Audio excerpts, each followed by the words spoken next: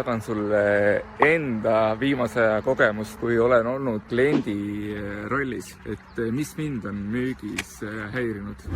Telefonimüügis tuleb hästi palju ikka seda sisse, kus räägitakse endast ja enda tootest ja teenusest.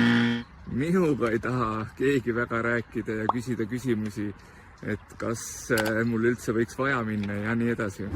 Teine asi, mis tuleb hästi palju välja, on ikkagi hinnale keskendumine. Eriti konkurentide poolt, et mul on lahendus olemas, siis ikka esimene asi on hind, mitte see, kuidas saab mind aidata. Mind ei saa hinnaga aidata. Ma otsiks lahendust, kui ma arvaks, et hind ei ole õiglane. Samas on eeldamine.